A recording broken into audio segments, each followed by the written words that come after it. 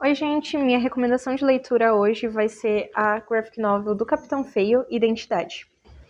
O roteiro e a arte dos irmãos Costa, ela traz uma emoção absurda que faz com que a gente se interesse muito pelo personagem, queira continuar acompanhando ele, o seu desenvolvimento e a sua possível queda. O quadrinho ele foi produzido pelo selo da graphic novel do Maurício de Souza, né, Graphic MSP. Esse selo atualmente tem mais de 30 publicações, e essas publicações elas utilizam os personagens clássicos da turminha, mas dando uma repaginada e sendo possível contar histórias mais sérias e diferentes que a gente não conheceria nos gibis clássicos. Uma coisa muito legal também desse selo é como a gente pode conhecer novos artistas, porque cada um deles é produzido com artistas diferentes, com roteiros diferentes, que conseguem contar as histórias de uma forma mais única e diferenciada. Por isso que eu gosto muito, na verdade, das graphics MSP, especialmente essa parte, né, de conseguir conhecer realmente os artistas e ter uma noção bem legal. E o fato de ser personagens que a gente já gosta, né? Então, acho que é isso, eu não sei o que mais tem que falar. Não, acho que de fala é isso. Sei que se vire na edição. Oi, gente, eu sou a Clara Viana e no meu primeiro Dica de Leitura eu quero indicar para vocês a série Fábulas. Ela foi publicada originalmente pela editora estadunidense DC Comics e ela é uma das HQs mais notáveis do selo Vertigo. Ela tem o roteiro de Bill Willingham e ela ganhou em torno de 25 prêmios Eisner ao longo da sua publicação. Como o próprio nome já diz, os personagens principais aqui são personagens renomados de contos de fadas ou do folclore estadunidense e europeu. E eles participam de uma aventura no nosso mundo. Eles foram expulsos de um personagem que a gente não conhece ao longo do texto, mas que é chamado apenas de adversário. E eles expulsam toda essa galera aqui para o nosso mundo e fundam uma cidade clandestina na cidade de Nova York. Então, a partir dali, eles começam a viver o nosso cotidiano e passam a ganhar a vida como nós. O mais interessante de tudo isso é que não existe personagens principais. Então, eles vão pulando de Branca de Neve para Chapeuzinho Vermelho, para Três Porquinhos e de vários personagens que acabam sendo personagens principais da história, mas nunca focando em uma história só. A série ela foi publicada originalmente nos Estados Unidos com 150 volumes. Ela foi publicada entre os anos de 2002 a 2015. Quando ela veio para o Brasil, ela foi juntada os volumes e foi feito em torno de 22 edições ao todo para cá. Essa daqui é apenas a nossa história principal, mas existem outras histórias que participam desse mesmo universo, que eu também recomendo muito a leitura. Por exemplo, As Mais Belas Fábulas, Cinderela também, O Livro do Amor, esse aqui é maravilhoso inclusive, e todos eles estão disponíveis aqui na Gibiteca. Para quem está começando a leitura agora, eu vou recomendar a edição definitiva, que aqui dentro, em cada um desses volumes, já possuem 4 volumes desse aqui. Aqui você consegue entender muito melhor a linha cronológica das histórias. Bom, gente, essa aqui é a minha dica. É uma aventura cheia de romance, suspense, mistério e ação, e eu espero que gostem.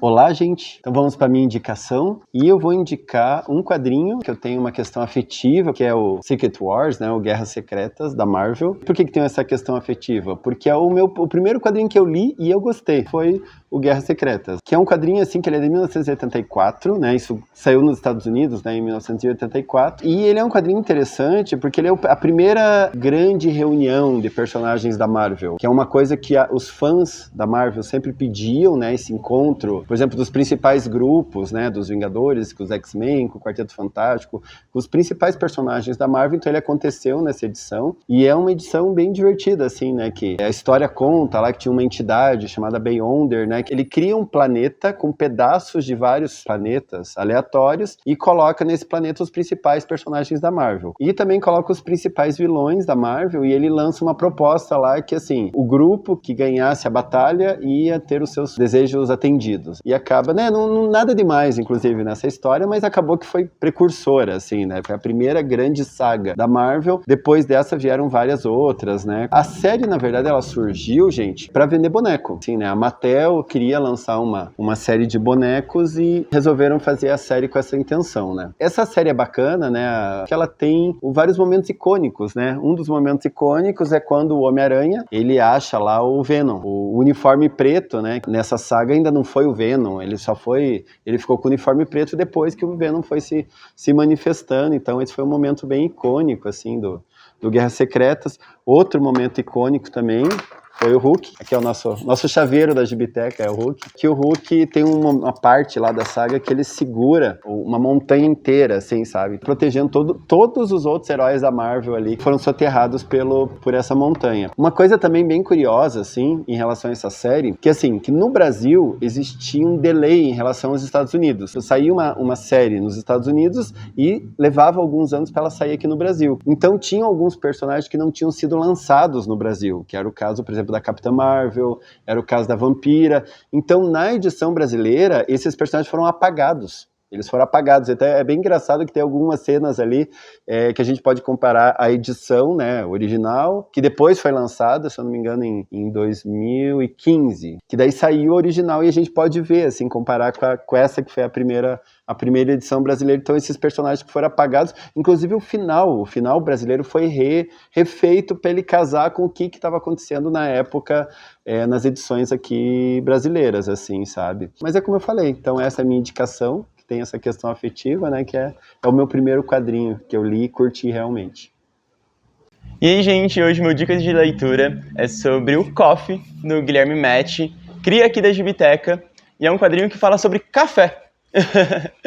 Em Coffee, a gente vive a história do Inc, que trabalha numa indústria de máquinas automáticas de café. E onde essas máquinas automáticas estão acabando com as cafeterias tradicionais da cidade. Então ele encontra uma cafeteria, o Mono. Ele tem toda uma história envolvente com todos os processos de infusão do café que vão remetendo ao passado dele e ele vai aprendendo a tomar café. Em meio a isso, a gente ainda tem personagens, vilões, que contratados pelas máquinas automáticas de café, que estão sendo pagos para destruir todas as cafeterias. Bom, é uma ótima leitura. Eu li em uma sentada e uma xícara de café, homenageando esse mangá curitibano do Guilherme Matty.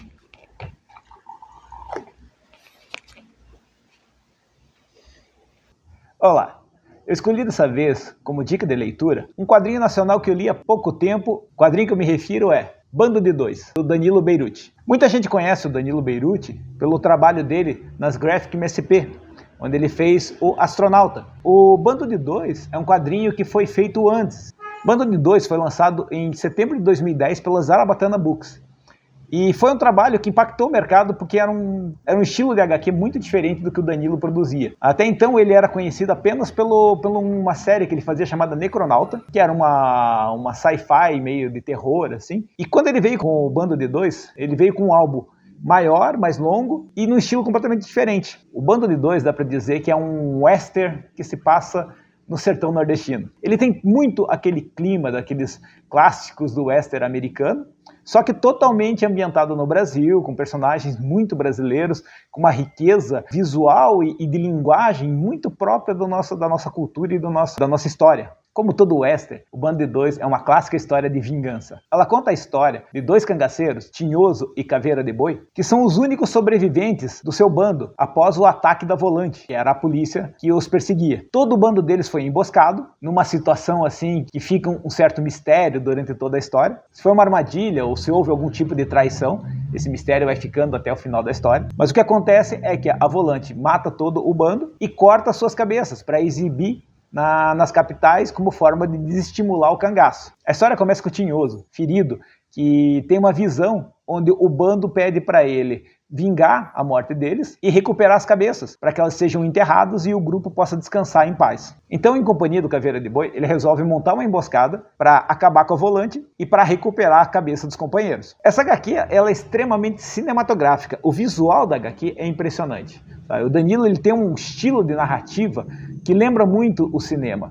Sidney Guzman, que é o editor-chefe da Maurício Souza Produções e é o responsável pelo selo Graphic MSP, em várias entrevistas ele já declarou a paixão que ele tem por essa história, por essa HQ. Inclusive, ele revela que Bando de Dois foi o grande responsável por ele ter escolhido Danilo Beirute para começar a série das Graphic MSP com o Astronauta. Bando de Dois fez tanto sucesso que no ano seguinte, no troféu HQ Mix, Danilo Beirute ganhou o prêmio de melhor roteirista, melhor desenhista e melhor álbum especial. Então fica aqui a minha recomendação, Bando de Dois do Danilo Beirute, um excelente quadrinho nacional.